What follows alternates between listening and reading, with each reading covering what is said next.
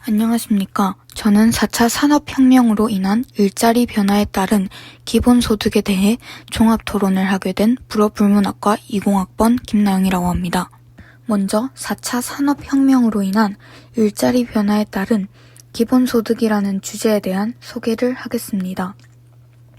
제4차 산업혁명은 ICT 기술의 고도화, 지능화를 통해 산업구조의 근본을 변화시키고 기술을 노동 생산성을 높이는 데 활용함으로써 인간 편의에 기여하도록 하는 새로운 기술혁명 시대를 의미합니다. 이로 인해 인간은 기술에 대체되어 절대적인 일자리 감소와 불안정한 고용구조에 처해지는 것이 당연하게 됩니다. 이 때문에 기술 발전과 인간의 일할 권리를 충족시킬 만한 사회정책으로 기본소득에 대한 도입이 거론된 것입니다. 4차 산업혁명으로 일어날 가능성으로 2017년 한국고용정보원에 따르면 25년 국내 직업 종사자의 61.3%가 인공지능 로봇으로 대체될 가능성이 높은 직업에 종사하고 있다고 합니다.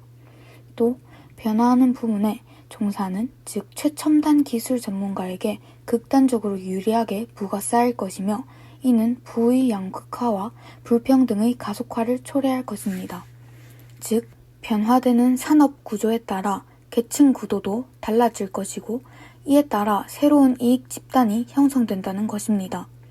지금은 아직 일자리가 있다고 해도 더 빨라지는 산업혁명을 감당하기 전에 우리는 로봇으로 대체될 것이며 실업으로 이어지게 된다면 61.3%의 노동계층이 한순간에 저소득 계층으로 떨어진다고도 해석이 가능할 것입니다. 남은 계층들이 사회의 상류층이 되고 한순간에 중산층이 없어지고 저소득층만 생기게 된다면 당연히 경제 위기가 올 수밖에 없는 상황이 될 것입니다. 물론 시간이 지남에 따라 일자리가 없어지는 만큼 새로운 일자리가 생기겠지만 원래 자기가 공부를 하였고 일을 하고 있던 분야가 아닌 일을 하기 위한 새로운 지식을 쌓으려면 돈이 필수 불가결 요소입니다. 그러므로 기본소득으로 인해 교육 등 여러 기본적인 생활과 취업의 새로운 기회가 부여될 수 있다면 산업혁명으로 인한 불안정한 사회적 요소들을 어느 정도 줄일 수 있다는 것입니다. 결론적으로 저는 기본소득은 필요하다는 내용이 도출될 수 있다고 생각합니다.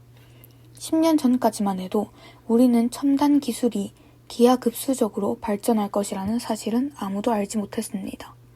이에 맞춰 지금까지도 발전에 대비하여 준비되어 있는 경제적 제도가 없는 것이 현실적인 상황이라고 할 수 있습니다. 따라서 저는 여러 선진국들이 시행한 기본소득 제도를 무조건적으로 따라하는 것이 아닌 우리나라에 맞게 벤치마킹이 필요하다고 생각됨과 동시에 경제적 제도 기반이 늦춰질수록 국민들의 GDP, 즉 국내 총생산은 더 떨어질 것이라는 경각심이 필요하다고 생각합니다. 이상 발표를 마치겠습니다. 감사합니다.